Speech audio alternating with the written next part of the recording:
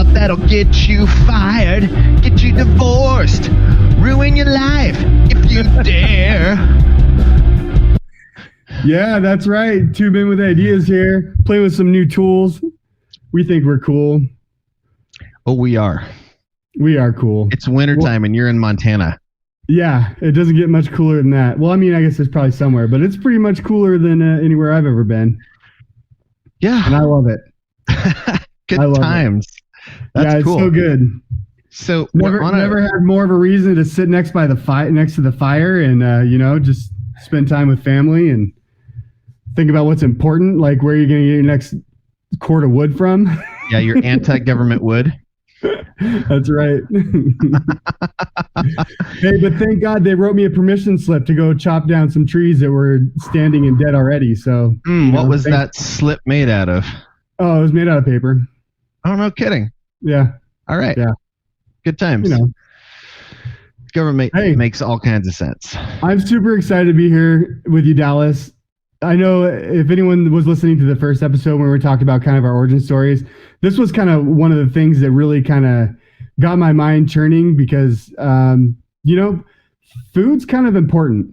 And there's been a lot of, things going on nowadays, eggs, to name one, that have made this topic super relevant. And, I guess the question is food security. And what if the grocery store has no food? What are you going to do? But I'm excited to talk about food security with you, Dallas. I think this is going to be a good one because I think we generally live life on autopilot. When things are working the way that they're supposed to work, all the conveniences of life are there. We just tend not to think about things, even though we're exposed to issues like food inflation. Like the cost of a can of food hasn't changed.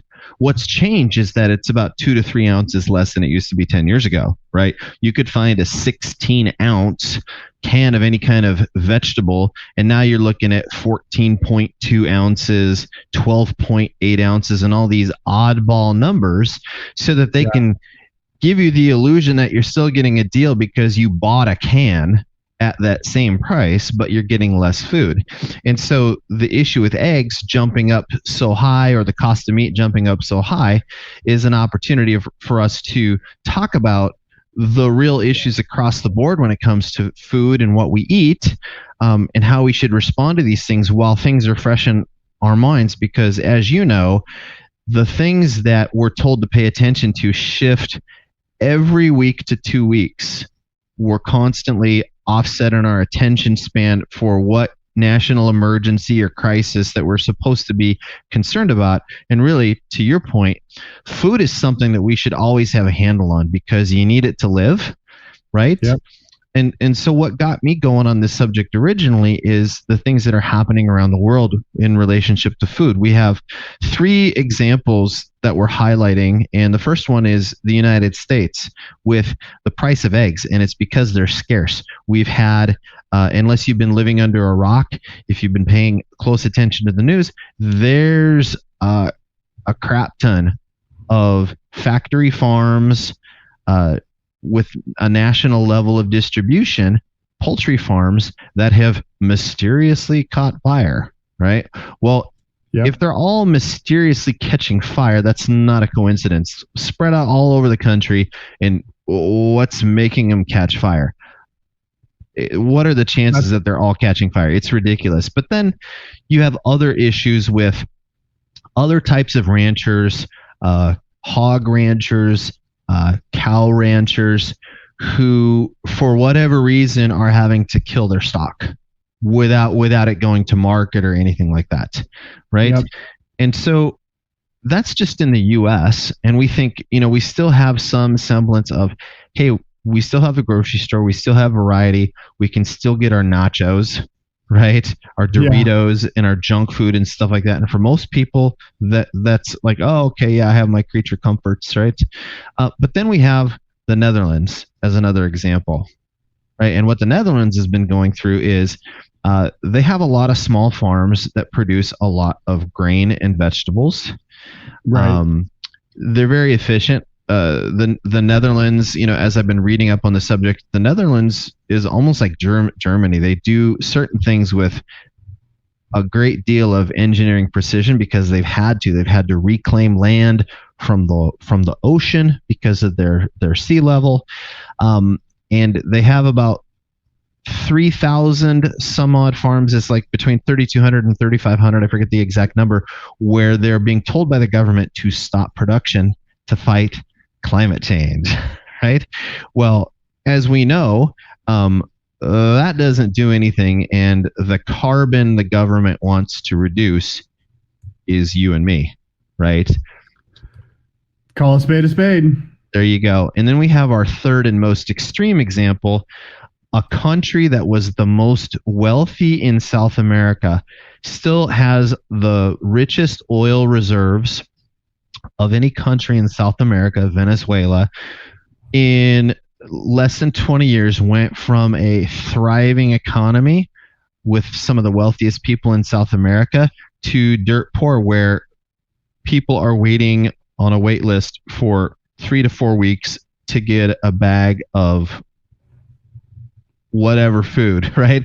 It's a random grab bag, and we have seen videos of newscasts of people like, hey, this is what I got today in the bread line. I waited 2 or 3 hours. I got the call. I was on a waiting list, and I got the call to come down to the store. It was my number, and then I got this random grab bag of food that may last me and my family a day and a half, right? Right.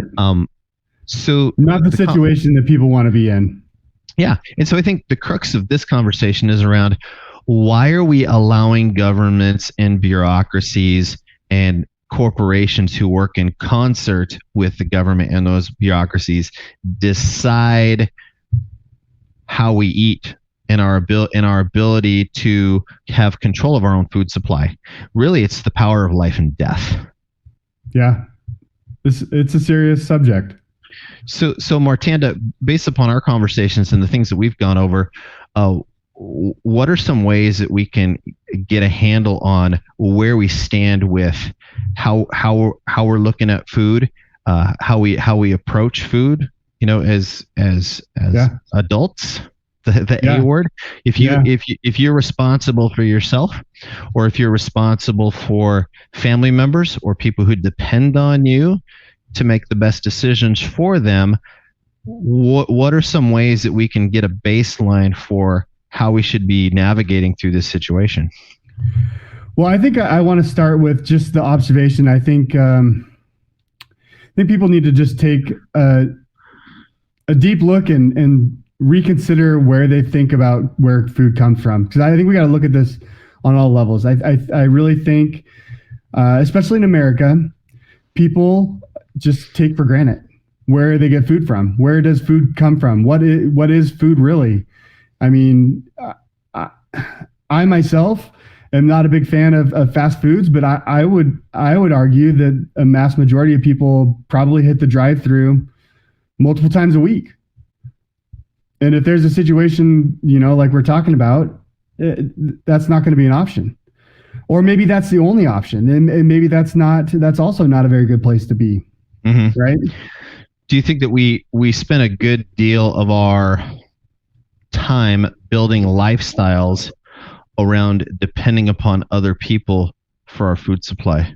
Oh, I would say absolutely. Absolutely. Yeah. And not to toot my own horn, but I mean, that's why I moved. That's part of the big reasons why I moved to Montana. That's part of the reason why I relocated my family out of a big city so that I could be in a more rural area where I would have the freedom and space to mitigate some of those concerns that I had. Mm-hmm. Or to answer my own question, really. That question I was asking everybody, what do you do? Now I've got an opportunity and a stance and a position to make some, build some barriers for that. The question you asked on last episode, what do you do if the grocery store runs out of food? Yeah. Yeah. Exactly. Yeah. So I think what people really need to do, right? Because I can't do what you did, right? I'm stuck here in suburbia. I mean, I'm technically rural where I live, but I'm in a neighborhood, right? I've got a third of an acre. I have limited space. Um, Do you have HOA guidelines? I have HOA guidelines. Yeah. I don't necessarily think those are too limiting, right? Yeah. I mean, you can't have things that stink up the neighborhood, and you can't have things that wake up the neighborhood. But outside of that, no one cares as long as you keep it in your backyard, right? I mean, there's a great degree of flexibility about what you're able to Right. do, but it does limit your options.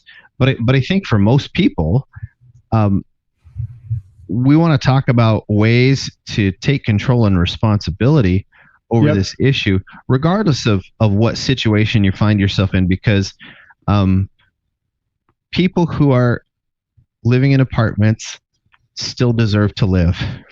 Absolutely. They, Well, they, I mean, they it's back to our, no, our awesome acronym, ORS, right? So ownership is that if you're in that situation where you're living in a suburban area or inner city area, you've got to realize and recognize that you've got a limited amount of space and options to sustain yourself. So, well, I mean, if you're in that situation, you've got to first think, what can I do to bolster my supplies, or how do I keep some supplies, at least for X amount of time. yeah, that's a really good thing. I mean, that's so basic. Like, is the pantry full? How Yeah. long could it last? How Yeah. how much do I need? Right? Right. Do I know how much I eat? Do I know how much my family members need?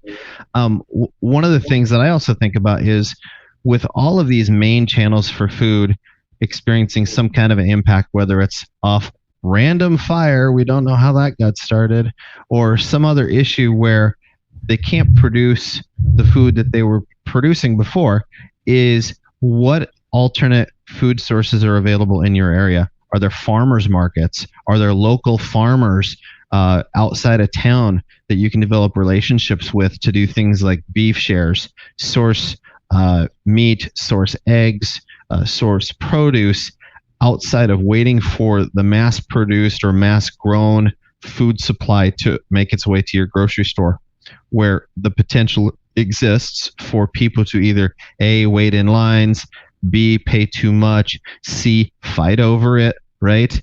Yeah. Are you supporting, or in a position where you can support, alternate supply chains with your dollars? Right. I think that's really the key here. You got to look outside of just what's convenient. Mm-hmm. You got to take some extra steps and do some things a little bit out of the normal, just so you can have a little bit of insulation. Yeah, because starving isn't convenient. No.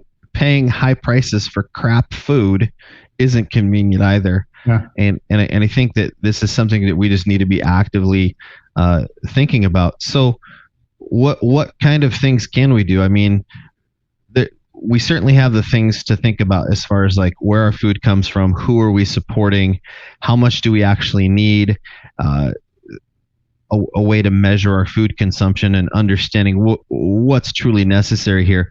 What are some steps that we can take, regardless of our situation, to begin improving our current position? Well, I mean, I think there's a couple ways to look at this. One, I'd like to preface that, not that this is the standard or what you've got to do, but me personally, I would do a little experiment and see what it takes to feed your household for 2 weeks, and see how you can build a reserve of perishable goods to sustain that. And you can do that a lot of ways. And it doesn't have to be like, hey, go drop 500,000, whatever it's right now. It's I'm gonna grab an extra item, every time you hit the grocery store. Oh, I've got this already, but I'm gonna grab one more because then I can build a surplus. So what I hear you saying is that instead of panic buying in Walmart or the grocery store with extra toilet paper or water, and I don't even know why that was a thing. Like, if people were going to crap themselves to death, like why they needed extra toilet paper. But people do strange things for strange reasons, and when you have a long line of people and they're buying the same stuff, you don't want to get caught up in that herd mentality. No. And you're saying that it's a better idea to go in knowing what you actually consume, so that every time that you go into the store, you just buy a little bit extra, so you don't draw attention to yourself, you don't cause panic in others, and you're just generally developing a habit of proactive preparedness. Yep, exactly. Yeah, makes sense. Good thinking, dude. That's right. Because nobody thinks that way. I mean, in 2020, you'd go to the grocery store and everybody had their masks on and like, oh crap, that guy's got like 3 toilet papers. What does he know that I don't? Right? Yep. We automatically assume that just because some guy's got 3 packs of toilet paper, that he's some kind of a friggin' genius, right? That's ridiculous. And we need to take control over our own thoughts and emotions and have that baseline of what do we actually eat? What do we actually go through in a 2-week time, right? Yeah. I'd like to also talk about, people in your situation, people that may live in an HOA that have guidelines or limited space. Maybe you're not in an HOA, but you've just got limited space. Like whoever's got property enough for their house and a front yard and maybe a strip of a backyard. Mm-hmm. I would, chickens. Chickens are by far, and this is my personal experience. So we've got a few projects that we've started, and by far and foremost, the chickens that we've brought onto our property have been the most high producing, high value animals that we have. They do so many things. So I would just start there. But I would also say that people that might have guidelines about, animals that wake people up in the morning or noisy or stinky, you could very easily keep some quails in your garage. Yep, quails in your garage, or like instead of maybe a planter area, you could build a little coop, like a tiny little coop for some quails. And I think that would be, if that's all you could do, or without, creating other challenges for yourself, I think that's something that I would definitely put on my list of priorities. And that's because they're quiet and they don't make the noise. They're quiet. Yeah. But aren't they a fair bit smaller than chickens? Like, don't you have to, like, their eggs are smaller. So like what's the typical quail egg to chicken egg ratio? Is it like 2-to-1, 3-to-1? 2 to 1. 2-to-1 in that ballpark. Yeah. So like if you're doing recipes and it calls for 3 eggs, you're just going to need 6 quail eggs. Right. Yeah. But something is definitely better than nothing. Who said that before? I don't know. I've heard it once or twice. But and the cool thing about that though is that if this was something that you did in an HOA, or you invited friends over and you're like, hey, check out this cool little project that I've got, and nobody cares. I'm not breaking any rules, and I'm doing giving some enriching life for my kids, some new experiences, new experience for myself. Look what I can do. That is a snowball. I mean, we literally came over here and didn't know a lick of nothing about raising animals, but it was something that we wanted, and we just dove in and did it. And people, if people were interested in that, they would find very quickly that it is something that anyone can do. There are 0 barriers to entry outside of what you consider a priority. Very good.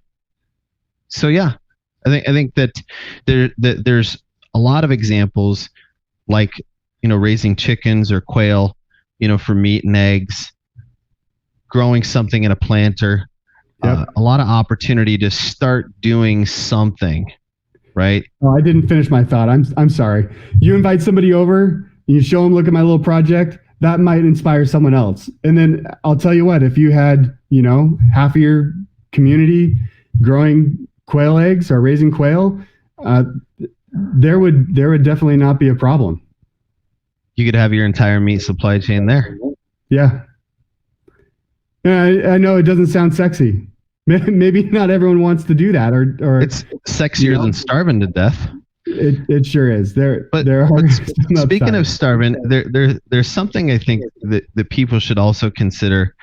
As you know, I've been into martial arts and fitness for a very, very long time. Yeah. And one of the things that has come up, I don't know if you'd consider it to be like a fad, but a lot of people are starting to do it because it is realized that we're eating all kinds of toxic food all the time. And a lot of us just spend time cramming random food down our mouths as a coping mechanism or as a form of addiction, right? Many of us use food habitually as a pacifier, right? What kind of people need pacifiers? Not adults. Not adults. We'll just leave it at that. But what I'm talking about is fasting, right? Some people in the fitness world, they trigger ketosis or other kinds of metabolic effects by intermittent fasting. But then there's also people who fast to cleanse themselves of toxicity. And there's a lot of information out there in the modern world about how we don't necessarily need to eat nearly as much as we do, right? Most adults should be good with a plate of food and be satisfied with that. But no, like, oh, let me go back for seconds, right? And then we turn it into kind of an event for holidays like Easter dinner or Thanksgiving or Christmas dinner. Like, let me go back and get some of that turkey. I'm going to get, next time around, I'm filling this whole plate full of mashed potatoes, as if it was like an Olympic event or something like that.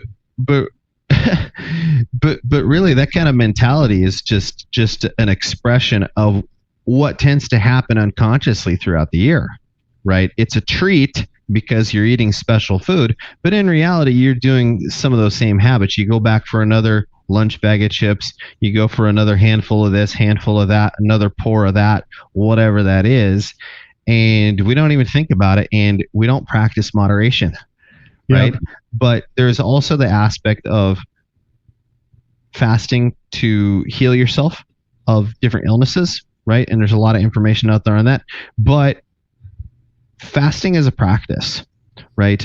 I had an acquaintance of mine who taught me machining out in Federal Way on Lake Killarney. And he had diabetes since he was 5 years old in Depression Era, Texas, right?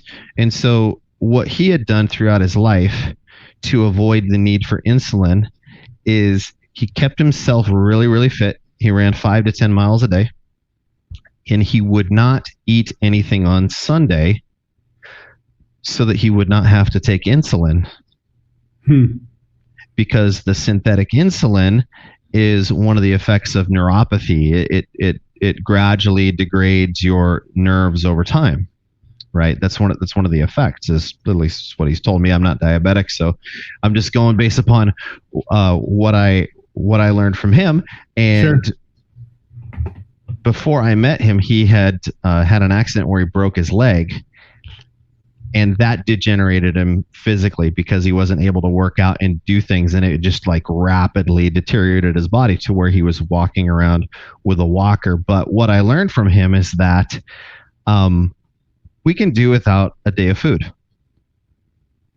and most people do it anyway when they're sick, right? And so it might be a good idea to think about what your relationship with food is like. I'm not saying that, hey, everybody should start fasting 1 day a week. It's not what I'm saying at all. I'm just saying that we don't need as much food as we're cramming down our throat. I think that's just a great thing to call some more awareness to. I mean, it's the, the other side of the coin. Like you need to have surpluses and then manage your surpluses appropriately, right? So I appreciate that. Thanks a lot, Dallas. Yeah. Well, then when you think about what you're trying to measure for what your needs are for 2 weeks, right? Yeah. What we're talking about is what is a strategy that we could use in a pinch to get ourselves through a really tough time to where we may not have a regular food source for a month, 2 months, right? Yeah. Understanding what you're actually capable of living off of in a 2-week period is key. And if there's 1 or 2 days where you didn't need any food at all, maybe you could be of help to a child that you're taking care of. Yep. Or perhaps somebody else that you know that's not an immediate part of your family. You don't know what kind of situations may arise, but it gives you the ability to help and not be a victim. Exactly. Right? So we've talked about a few things, right? Go ahead. Yep. Oh, I was just going to say, what else can we take ownership for in this situation or this concept? Results. Okay. Right. What I mean by that is we have the or, right? We have ownership of where we're at, action to produce a better outcome, and responsibility for the outcome of our actions, no matter what. Yep. We always depend on somebody to fall back on. Anything in our life goes wrong, there's insurance, there's some program, there's a form you can fill out online, and you can wait, and you can, you know, and I'm not saying that anything like that is bad, but I'm saying that it's better if you don't need that, right? And one of the things, especially if you are doing something new, trying to be better, it's not going to be perfect, right? You can't just start something new and expect like, oh, this is going to work out just like in the textbook or just like on some random YouTube video, right? You're going to make mistakes, and you're going to have setbacks, and you're going to have disappointments. And as an adult, there's really nobody there that's going to say, oh, it's okay, just try again. You have to be self-determined. You have to be self-determined. I think you also need a good perspective too, because I'll tell you what my opinion is, and that's no failure or setback is going to be as painful as not taking any action. There you go. Right. So with that, owning the responsibility is, life is going to have ups and downs. Any endeavor is going to have ups and downs, and you have to keep your focus on the prize, on the end result that you want to achieve, right? There's going to be days where you just don't feel like doing stuff. That's just part of life. Guess what? You do it anyway, right? So this speaks to me in a way that says being an adult isn't for everyone. There's nobody to fall back on except for yourself. Yeah. I don't care what you see on the internet or in the strip mall. None of those people care about you. None of them. Yeah, I'll challenge you on that though. I think if you're in a situation where you can build some kind of network or community, there is support, And I guess that's another thing too, is like, in any of these topics that we talk about, there's somebody out there that has thought these things or been through these things, or, considered the same outcomes. And I think it's just really important to build a community. And I think that's what we're trying to do, right? Yeah. It's always a call to action. I agree, Martanda. I think what I was referring to is just what people normally expect. Yeah. Like, hey, I'm in a hardship. What agency is available? Gotcha. It's usually something associated with the government, tax dollars, that kind of thing. You're waiting. You're not able to necessarily get help right away. But like what you were saying, that's another aspect that needs to be considered, is through the whole time, right, of doing action. What was one of the actions? It's supporting an alternate supply chain. Yep. You're going to have to, it's not like you can go on the internet and it's like, hi, I'm Bill. I'm a local farmer in your area and I have an alternate organic beef source. Come buy my stuff. That's not how those people typically operate. There's some that you can find that are trying to grow a business and maybe have some distribution, but by and large, you have to develop a relationship with these people. Yeah, and frankly, Dallas, the government doesn't allow that. what I was talking about building distribution?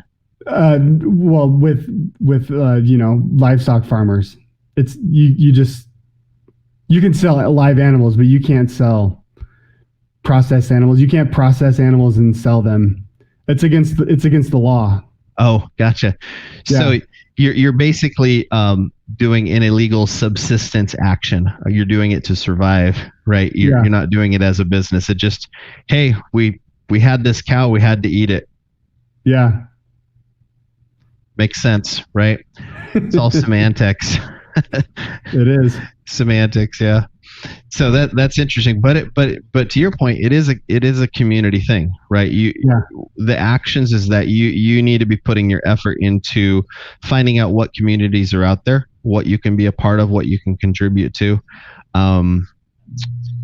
as opposed to something you would find on the internet. How would you go about building that in more inner city urban areas? So that's a tough one because I think and so it is. Yep. And so it is. If I can speak from my experience, where I live in Western Washington, it's dark a good portion of the year. Summers are great. The days are long because of how far north we are. People don't realize that we're one of the northernmost states in the lower 48. Minnesota has one area that's further north, right?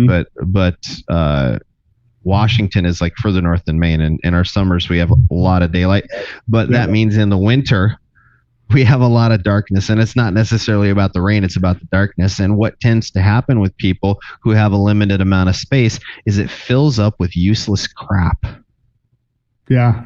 Right. And so the observation that I made is maybe there is ample space to do a lot of these things in an apartment, in a house, in a neighborhood with homes close together.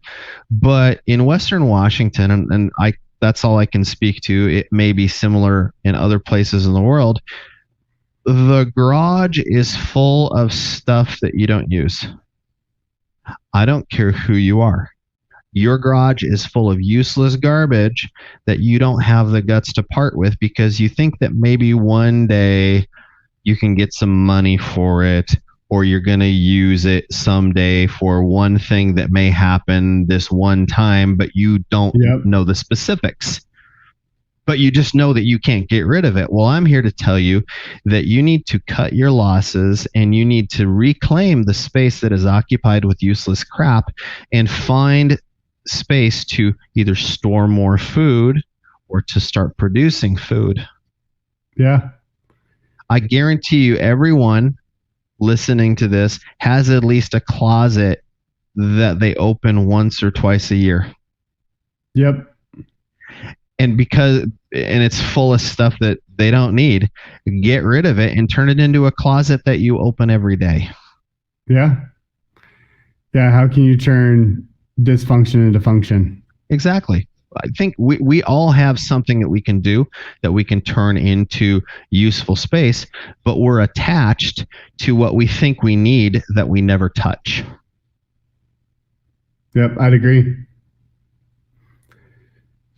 What are the things can we are we ready to secure and fortify? Yeah, we are. So we talked about 2 weeks, right? Yeah. And I think that's just kind of a happy number because it may match a lot of families' buying habits, right?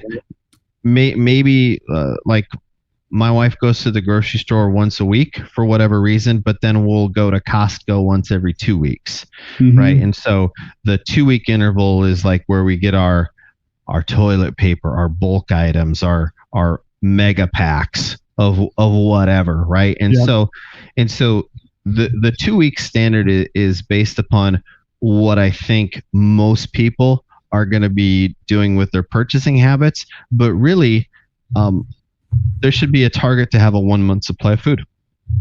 You need to know I think that's good. You need to know what your family eats in 2 weeks. Well, what if there's a situation where you weren't allowed to get out of your house for a set number of time unless certain conditions were met, right?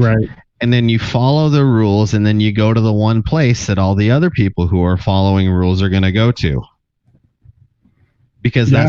that's the only place that they're allowed to go, is that watering hole in Africa where the lion is next to the zebra and they're both sucking out of the same mud pond. Yep. I don't think that's a position that I want to put my family in, nor do I want to put myself through it. So I think it's reasonable to expect that a level of achievement in success should be measured by having a 1 month food supply without having to go to a store for food. Yeah, I would also bring in another aspect that we haven't really touched on yet, but the place we live is pretty amazing place. Whatever your geographical location is,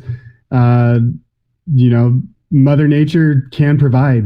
So I would challenge people to venture outdoors, or find someone that knows about what's edible in your climate or growing areas, because there is so much all throughout the year that can be utilized. Not just dandelions. Not just dandelions. Yeah. So I mean, I am no expert on this subject. I wish that I knew a lot more. I wish there was somebody in my local area that I could tap onto, and maybe that's something that we can help foster to some degree. Yeah. But I think that's very underrated, and there are so many resources outside our doors. That's a good point. Yep. So to continue with securing and fortifying, right? I think understanding your environment's a big part of that. But once you've achieved one clip level, or like one level, right? 1 month food supply, what's the next level, right? But before we talk about the levels, I think it's important to note that we're not talking about buying food that's like survival food or pasta and rice only, just like bulk foods. Yeah, great if you eat those kinds of things, but ideally your food supply needs to be the foods that you actually eat. It needs to be your peanut butter, canned peaches, whatever it is that you're eating, that's what you need to be storing, and not just like super cheap food just for the calorie content for some kind of imagined apocalypse. You have to rotate through your food supply.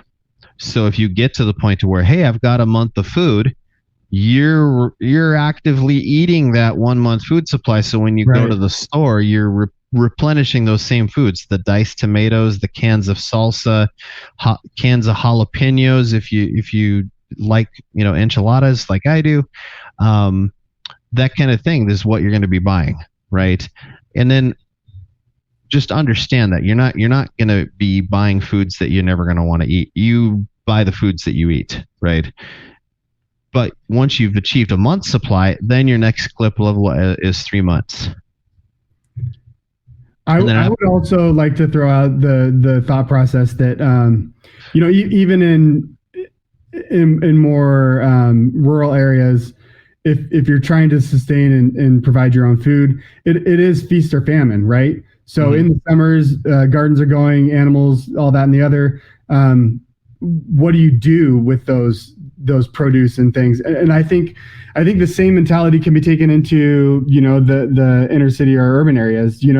There may be a surplus of things that are seasonal, that are very cost effective. You can buy surpluses and then store them in a way to save them for later. So you can look into all kind of preserving methods, but that's just a thought process that I think is really important to share. Is that you don't have to always grow your own produce or grow your own supplies, but you can take advantage of when you see that there are buying opportunities and find ways to preserve those.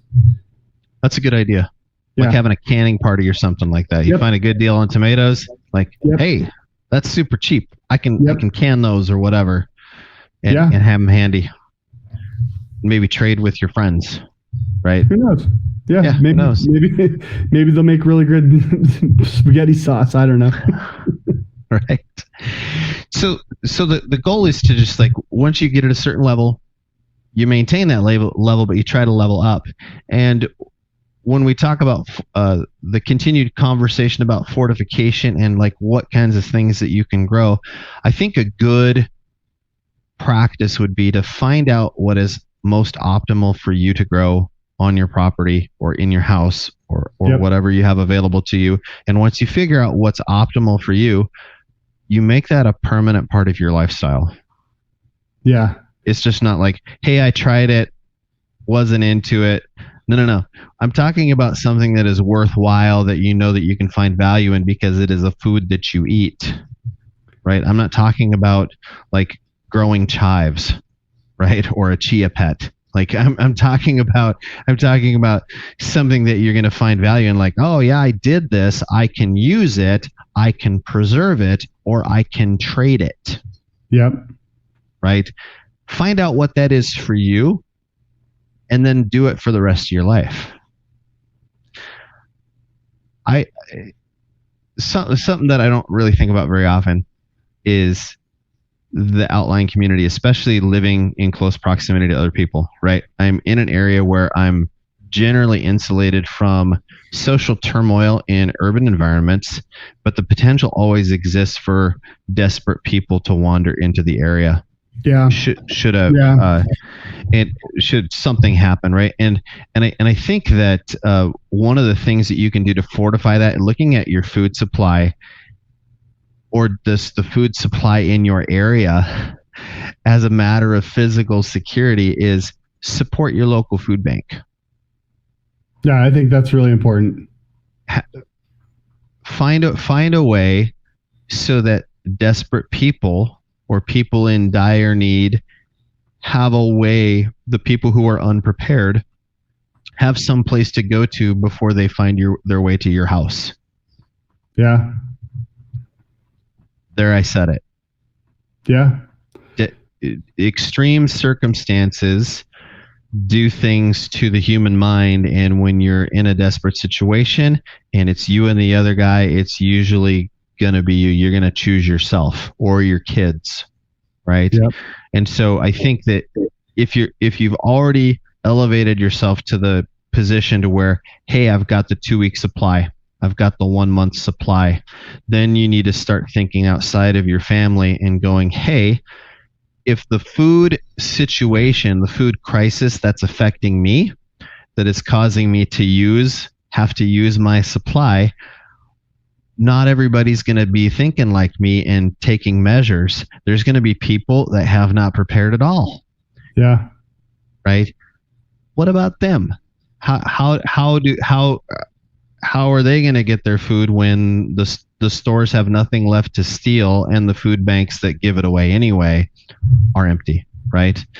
Then above and beyond that, like this is the next level, right? And this could be something that you approach sooner depending upon your own situation, right? We talked about people living in apartments or people not having the ability to grow. They may want to get to know people who produce food in outlying areas, but the thing that I have here is get to know 2 to 3 farmers in your area, buy their stuff. Yeah. Go out of your way to buy their stuff and try to provide them something they need besides the obvious, like compensation for their food, right? We think, oh, hey, I want to buy part of a cow. I want to buy some eggs, right? Get to know them. Farmers are typically busy people. They're very industrious, and they have many, many needs that normal people wouldn't expect because they're so self-sufficient. Find out who these people are, develop relationships with them, and try to understand how you can be more valuable to them than just a customer. Because that's a great thought process. When it comes down to it, their stuff is better quality than anything you'll find in a store. Their stuff is more environmentally friendly than what you'll find in a store. It's sustainable for your local area. Mm-hmm. They feed the money you pay them back into your own community and the local economy. They also know other things besides how to raise animals, right? You get to know farmers. They know all kinds of things and are very, very useful people all around. So if you have one that you have a really good relationship with and they're your friend, you can learn a lot from these people. Yeah. Right. And then most importantly, this is like the philosophical me coming out. Farming and agriculture is the foundation of civilization.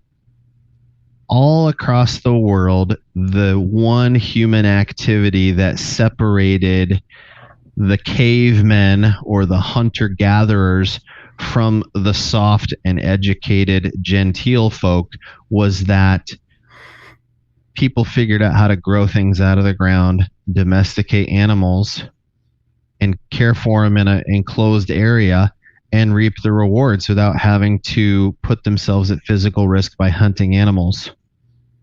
Right?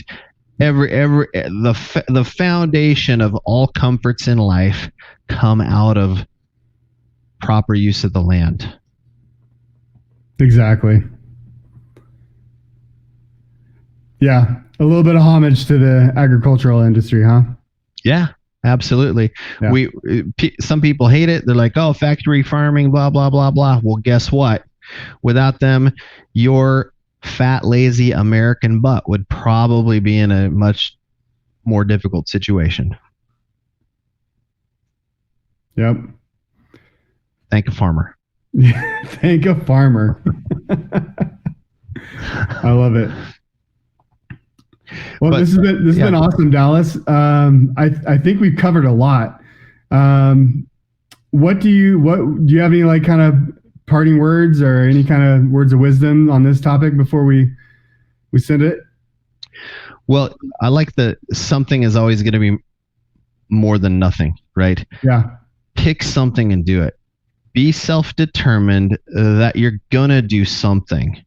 Yeah. It doesn't have to be necessarily everything that is articulated on the list, but it's up to you. You can only count on what you're going to do, and you have to decide, knowing this information and knowing what can come, if you're going to be the one that does it or you're going to be the one that sits there and gets what's handed to you. Yeah, exactly. And if 2 weeks is intimidating, then start with one. You know, or if you know that, look, I'm never gonna store food. I'm never gonna do it. Well, then look at some other channels that we've talked about. You know, you can always, at least start something new or try something new. It's out there. Absolutely. Well, thanks, Dallas. I really appreciate this conversation. This has been fantastic. This is Martanda.